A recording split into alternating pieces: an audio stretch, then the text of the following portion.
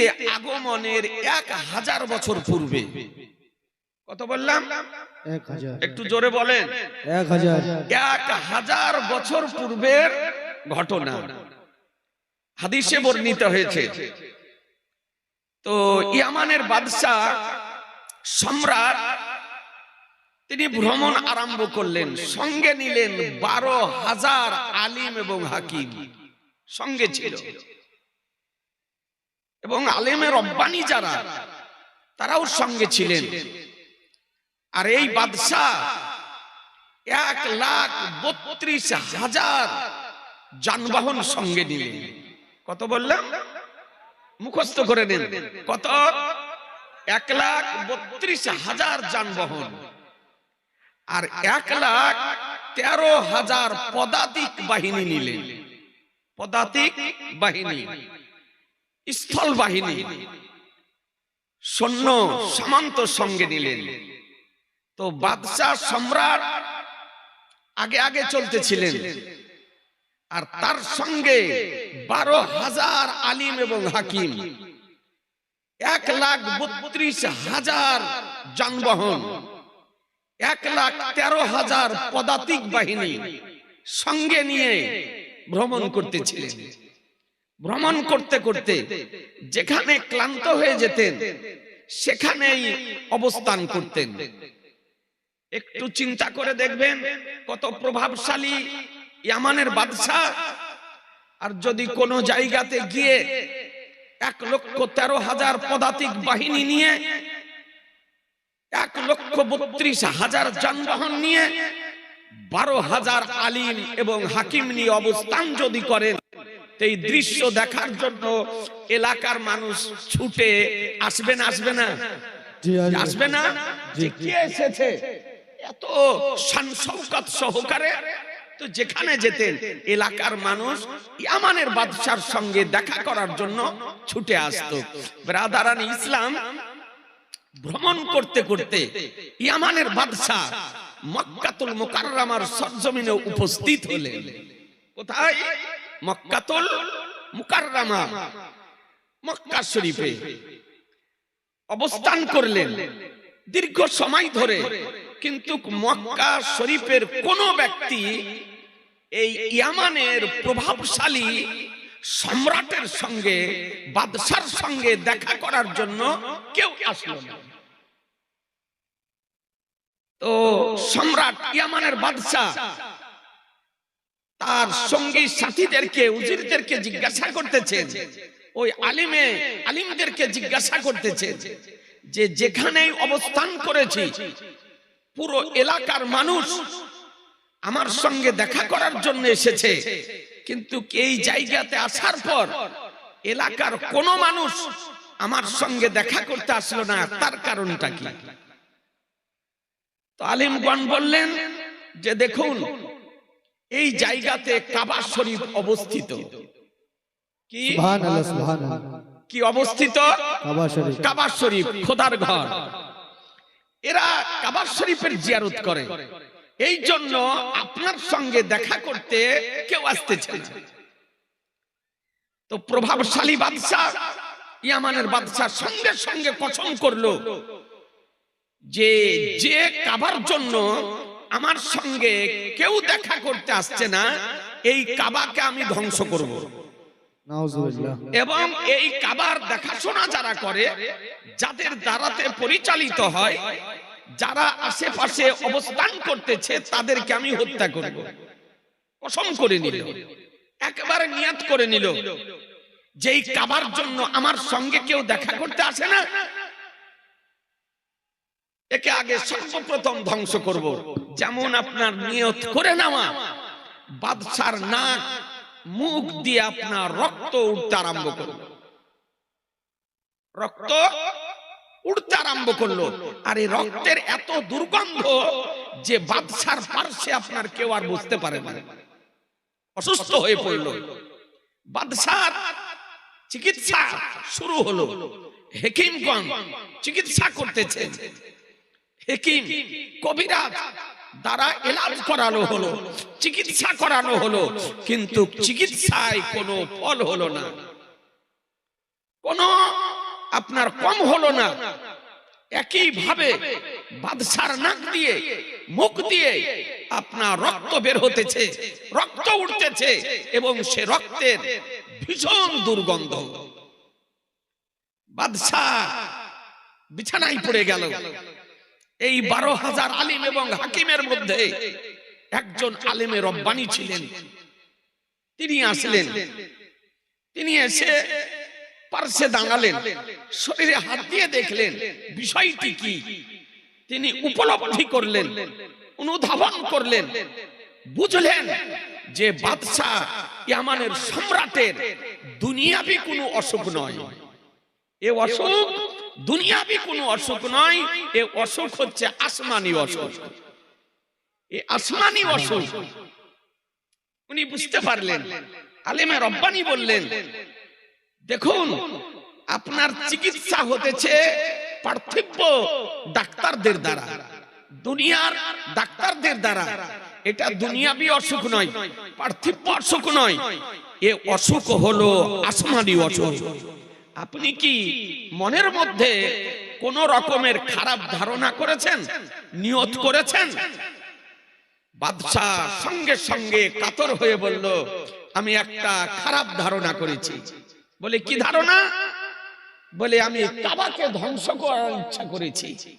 যে কাবাকে আমি ধ্বংস করব এবং কাবার আশপাশে যারা রয়েছে, যাদের দ্বারাতে এ কাবা পরিচালিত হয়, তাদেরকে আমি হত্যা করব। বলে আপনার এই অসুখ ততক্ষণ পর্যন্ত ভালো হবে না যতক্ষণ পর্যন্ত এই কুনিয়াত আপনি পরিবর্তন না করবেন। কারণ এটা আসমানি গজব, আসমানি বালা, আসমানি অসুখ।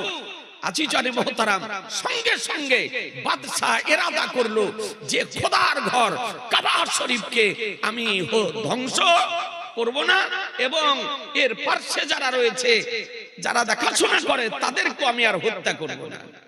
নিয়ত পরিবর্তন করে দিল। যেমন নিয়ত পরিবর্তন করে দেওয়া, সঙ্গে সঙ্গে কসম খোদার বাদশার মুখ নাক দিয়ে রক্ত ওঠা বন্ধ হয়ে গেল। সুবহানাল্লাহ, সুবহানাল্লাহ। একটু জোরে বলেন না, সুবহানাল্লাহ। রক্ত ওঠা বন্ধ হয়ে গেল, রক্ত পড়া বন্ধ হয়ে গেল। বিনা আপনার ঔষধে বাদশাহ সুস্থ হয়ে গেল। বাদশাহ সঙ্গে সঙ্গে বলল, বলে শোনো, আর কাবাকে ধ্বংস করব না, কাবা যারা দেখাশোনা করে তাদেরকেও ধ্বংস আর হত্যা আমি করব না। চলো ওই কাবা শরীফকে আজকে আমি গিলাফ পরাবো। সুবহানাল্লাহ, কাবা সুবহানাল্লাহ। শরীফের উপর আপনার গিলাফ ছিল না।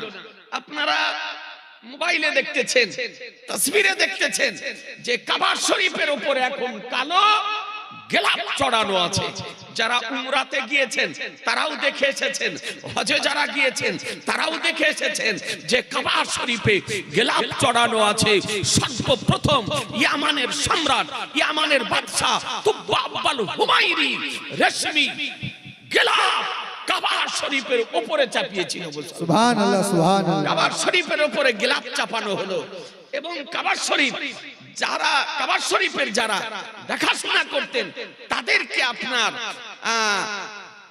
উপহার দিলেন, পুরস্কার দিলেন, তাদের সম্মান প্রদর্শন করলেন। আজিজানে মোহতারাম, আপনাদেরকে বলতে চাই, আজকে ইয়ামানের বাদশা নবীর আগমনের 1000 বছর পূর্বে কাবা শরীফের উপরে চাদর গিলাফ দিয়েছিলেন। এ বেরাদার, যে কাবা শরীফ দেখলে ইবাদত হয়, সুবহানাল্লাহ, শরীফ সুবহানাল্লাহ। দেখলে ইবাদত হয়। কোন ব্যক্তি যদি কাবা শরীফের দিকে আপনার নিয়ত করে যদি দর্শন যদি করে, যতক্ষণ খোদার ঘর কাবা শরীফকে দর্শন করবে, তার আমলনামাতে আপনার নেকি লেখা হবে। সুবহানাল্লাহ, সুবহানাল্লাহ। এখনো কাবা শরীফে চাদর চাপানো আছে, গিলাফ চাপানো আছে। এই গিলাফের উপরে চতুর্দিকে লেখা আছে লা ইলাহা ইল্লাল্লাহ মুহাম্মাদুর রাসূলুল্লাহ, লা ইলাহা ইল্লাল্লাহ মুহাম্মাদুর রাসূলুল্লাহ। কতবার লেখা আছে আপনার হজ উমরাতে গিয়ে গণনা করা সম্ভব হবে না। সুবহানাল্লাহ। যে কাবা শরীফের উপরে গিলাফ লাগানো আছে, এই কাবা শরীফের গেলাফে লা ইলাহা ইল্লাল্লাহ মুহাম্মাদুর রাসূলুল্লাহ সাল্লাল্লাহু আলাইহি সাল্লাম লেখা আছে। আপনাদেরকে বলতে চাই ব্রাদার আল ইসলাম, এমন কিছু ভ্রান্ত মতবাদ পোষণকারীগণ আজকে সোশ্যাল মিডিয়ায় আত্মপ্রকাশ করেছে। মসজিদের দরজাতে লা ইলাহা ইল্লাল্লাহর পর মুহাম্মাদুর রাসূলুল্লাহ লিখতে দিতেছে না, বেদাত বলতেছে, হারাম বলতেছে, নাজায়েজ বলতেছে। আজকে লা ইলাহা ইল্লাল্লাহর সঙ্গে নবীর নাম মুহাম্মাদুর রাসূলুল্লাহকে আলাদা করতেছে, আলাগ করতেছে, পার্থক্য করতেছে, জুদা করতেছে। তারা শিরকের ফতোয়া দিতেছে। আমি দায়িত্বশীলতার সঙ্গে আজকে মাঝি খান্ডার সরজমিন থেকে সারা পৃথিবীতে সোশ্যাল মিডিয়ার মাধ্যমে জানিয়ে দিতে চাই, আজ পর্যন্ত কোন মা এই রকম সন্তানের জন্ম দিতে পারেনি যে লা ইলাহা ইল্লাল্লাহর পরে মুহাম্মাদুর রাসূলুল্লাহ লেখা শিরক তো দূরের কথা, হারাম তো দূরের কথা, দলিলের আলোকে নাজায়েজ প্রমাণ করা সম্ভব অতীতেও হয়নি, ভবিষ্যতেও হবে না, হবে না, হবে না। नारे तकबीर, नारे रिसालत, नारे हैदरी, ओली अल्लाह का दामाद हजरत अल्लामा मौलाना मुफ्ती जुबैर हुसैन रिजवी साहिब। नारे तकबीर, नारे रिसालत। ইসলামের প্রথম কালেমা লা ইলাহা ইল্লাল্লাহ মুহাম্মাদুর রাসূলুল্লাহ। আজকে একটা 10 টাকার নামাজ শিক্ষাতেও পাবেন। আজকে একটা ভুইফোড় বক্তা আমাদের পার্শ্ববর্তী বাংলাদেশে বেরিয়েছে, বলছে 6 মাস ধরে হাদিস খুঁজে আমি লা ইলাহা ইল্লাল্লাহ মুহাম্মাদুর রাসূলুল্লাহ পেলাম না। এই আজিজানে মুহতারাম বলছে হাদিস খুঁজে পেলাম না, হাদিস খুঁজে পেলাম না। অথচ মুসলিম শরীফের মধ্যে বর্ণিত হয়েছে লা ইলাহা ইল্লাল্লাহ মুহাম্মাদুর রাসূলুল্লাহ। আজিজানে মুহতারাম উঠিয়ে দেখুন কিতাব খাসাইসুল কুবরা পিওর আরবিতে লেখা 2 খণ্ডে বিভক্ত হাদিস শাস্ত্রের কিতাব, যার সংকলনকারী আল্লামা জালালউদ্দিন সুয়ুতী রাহমাতুল্লাহ আলাইহি প্রথম খণ্ডের মধ্যে একাধিক হাদিস আনয়ন করেছেন লা ইলাহা ইল্লাল্লাহ মুহাম্মাদুর রাসূলুল্লাহ। আজিজানে মুহতারাম আপনাদেরকে বলবো, হ্যাঁ কাবা শরীফে গিয়ে দেখুন, আজকে কাবা শরীফের যা গেলাফে লেখা আছে লা ইলাহা ইল্লাল্লাহ মুহাম্মাদুর রাসূলুল্লাহ। কাবা শরীফের মাতাফে লেখা আছে লা ইলাহা ইল্লাল্লাহ মুহাম্মাদুর রাসূলুল্লাহ। মসজিদে নববীতে লেখা আছে লা ইলাহা ইল্লাল্লাহ মুহাম্মাদুর রাসূলুল্লাহ। মসজিদে নববীর ওয়ালে লেখা আছে লা ইলাহা ইল্লাল্লাহ মুহাম্মাদুর রাসূলুল্লাহ। মসজিদে নববীতে যে বাল্ব ঝুলতেছে লাইট, সে লাইটের চতুর্দিকে লেখা আছে লা ইলাহা ইল্লাল্লাহ মুহাম্মাদুর রাসূলুল্লাহ। মসজিদে নববীর বাইরে লেখা আছে লা ইলাহা ইল্লাল্লাহ মুহাম্মাদুর রাসূলুল্লাহ। আজিজানে মুহতারাম জান্নাতের গেটে লেখা আছে লা ইলাহা ইল্লাল্লাহ মুহাম্মাদুর রাসূলুল্লাহ। জান্নাতের গেটে লেখা আছে লা ইলাহা ইল্লাল্লাহ মুহাম্মাদুর রাসূলুল্লাহ। জান্নাতের তুবা গাছের পাতায় লেখা আছে লা ইলাহা ইল্লাল্লাহ মুহাম্মাদুর রাসূলুল্লাহ। জান্নাতের জানালাতে লেখা আছে লা ইলাহা ইল্লাল্লাহ মুহাম্মাদুর রাসূলুল্লাহ। পুরো কেলেমানের সিনাতে লেখা আছে লা ইলাহা ইল্লাল্লাহ মুহাম্মাদুর রাসূলুল্লাহ। আর সেলাহিতে লেখা আছে লা ইলাহা ইল্লাল্লাহ মুহাম্মাদুর রাসূলুল্লাহ। আজিজানে মুহতারাম আপনাদেরকে বলতে চাই, মসজিদের গেটে লেখা লা ইলাহা ইল্লাল্লাহ মুহাম্মাদুর রাসূলুল্লাহ। মেহরাবে লেখা লা ইলাহা ইল্লাল্লাহ মুহাম্মাদুর রাসূলুল্লাহ লেখা। যাই যাই যাই সুবহানাল্লাহ, সুবহানাল্লাহ। মা তাকুম রাসূল ফাখুযুহু ওয়া মা নাহাকুম আনহু ফান্তাহু। রাসূল যা প্রদান করেন তা গ্রহণ করেন। সুবহানাল্লাহ। ঈমানের সঙ্গে বলুন লা ইলাহা ইল্লাল্লাহ যদি বলা যায় কালেমা পূর্ণ হবে না, জোরে বলেন হবে না। একটা পাবলিক জানে, আনপড় জানে, কিন্তু কি ধোঁকাবাজ জানে না। আপনার ইহুদি খ্রিস্টানদের দালাল জানে না যে কালেমাটা পূর্ণ হবে না। লা ইলাহা ইল্লাল্লাহ আল্লাহ ব্যতিরেকে অন্য কোনো মাবুদ নেই, আর মুহাম্মাদুর রাসূলুল্লাহ মুহাম্মদ সাল্লাল্লাহু আলাইহি সাল্লাম আল্লাহর রাসূল। সুবহানাল্লাহ। কাবা শরীফের গিলাফে লেখা আছে।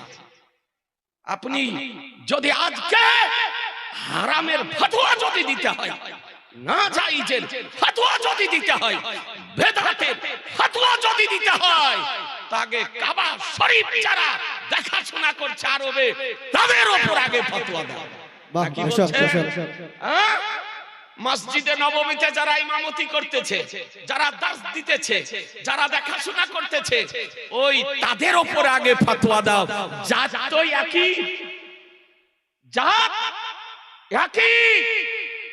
এই যারা লা ইলাহা ইল্লাল্লাহ মুহাম্মাদুর রাসূলুল্লাহ লিখাকে হারাম বলতেছে, এই জাতেরই জাত হলো যারা এখন সৌদি দখল করে আছে, কাবা শরীফ দখল করে আছে, মদিনা শরীফ দখল করে আছে, মসজিদে নববী দখল করে আছে। এই জাত হলো একই জাত। ইও একটার হাত পাকে ফাঁক করে দাঁড়ায়, ওরাও দাঁড়ায়। ইও মহিলার মতন এইরকম করে হুজ্জুতি করে জোর করে হাত বাঁধে, ওরাও বাঁধে। জি জি জি।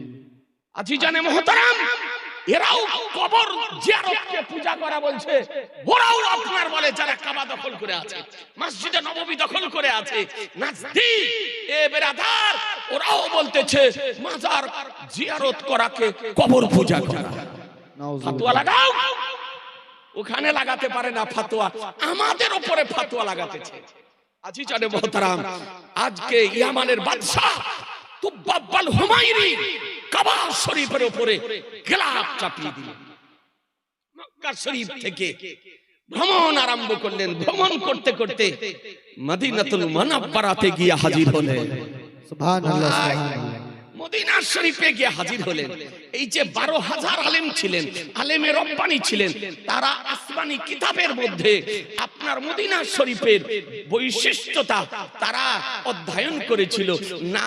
মদিনা শরীফের বিশেষত্ব সম্পর্কে তাদের জানা ছিল, মদিনা শরীফের মাটি সম্পর্কে তাদের জানা ছিল, মদিনা শরীফের পাথর সম্পর্কে তাদের জানা ছিল যে আমার শাহনশাহে জিবেকার, মাদানিকে তাজদার, আহমদ মুক্তার, নবীও কা সরদার, দোনো জাহানের মালিক ও মুক্তার মক্কা শরীফ থেকে খোদার নির্দেশে হিজরত করে মদিনা শরীফ আসে। সুবহানাল্লাহ, মদিনা সুবহানাল্লাহ। শরীফে রওজা শরীফ হবে। তারা জানতো এ বেরাদার মদিনা শরীফে গিয়ে মদিনা শরীফের মাটিকে উঠিয়ে সুগে সুগে দেখতেছে যে কিতাবে যা পড়েছি তার সঙ্গে মিল আছে কিনা। পাথরকে শুনতেছে। ইয়ামানের বাদশা তুবাব্বাল হুমায়রি বলেন, এই আলেমে রব্বানি, এর মাটিকে শুনতেছে তার কারণ কি? পাথরকে শুনতেছে তার কারণ কি? বাদশার মেজাজ পরিবর্তন হয়ে গিয়েছে, মনোমানসিকতা পরিবর্তন হয়ে গিয়েছে। বলে দেখুন, এই জন্য শুনতেছি এই মাটি জায়গার নাম হলো মদিনাতুল মুনাওয়ারা, সুবহানাল্লাহ। আর আখেরি নবী মক্কাতুল মুকাররমায় আবির্ভাবের পর, আগমনের পর আল্লাহর নির্দেশে হিজরত করে এই দেশে আসবেন। আর এই দেশে আমাদের আখেরি নবীর সবচেয়ে গুম্বাদ তৈরি হবে। সুবহানাল্লাহ, সুবহানাল্লাহ। সবচেয়ে গুম্বাদ তৈরি হবে। আসমানি কিতাবে আপনার লেখা আছে। জি, অনেক বক্তা আলোচনা করতে গিয়ে বলতেছে যে নবী কাফেরদের ভয়ে মক্কা শরীফ ত্যাগ করে মদিনা শরীফ চলে গিয়েছিলেন। নাউজুবিল্লাহ, নবী কাফেরদের ভয়ে গিয়েছিলেন না, নবী আল্লাহর নির্দেশে গিয়েছিলেন। আল্লাহর নির্দেশে গিয়েছিলেন। ভালো করে নবীর শান বুঝার একটু চেষ্টা করুন। আদারান ইসলাম, ইয়ামানের বাদশা বললেন এই দেশে আখেরি নবী আসবেন, তার সবচেয়ে গুম্বাদ হবে। বলে হ্যাঁ। বলে শোনো, তবে তোমরা ভালো করে শুনে নাও, তোমরা কি এই দেশ থেকে যাবে? আলেমে রব্বানিগণ বললেন যে আমরা এই দেশ থেকে যাব না, এই দেশ থেকে আপনার সঙ্গে আর যাব না, আমরা এই দেশেই বাস করতে চাই, এই দেশেই আমরা মরতে চাই। একবার সুবহানাল্লাহ বলেন। নবী আমার এখন আসেননি।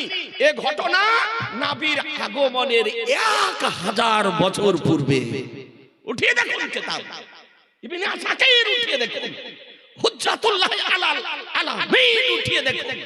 আজিজানে মুহতারাম, এই আপনার হাদিস পড়তে জানে না, অথচ আজকে নবী সম্পর্কে বিরূপ মন্তব্য করতেছে।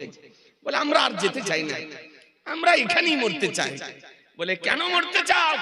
বলে দেখুন আমাদের জীবদ্দশাতেই যদি নবী চলে আসে তাহলে নবীর সঙ্গে সাক্ষাৎ হবে, নবীর সঙ্গে দিদার হবে। আর যদি মারা যায়, মারা যাওয়ার পর এই মাটিতে কবর হবে, আর কবর হওয়ার পর নবী যখন আসবেন তো নবী আমার এই রাস্তা দিয়ে চলবেন, মদিনার মাটিতে চলবেন।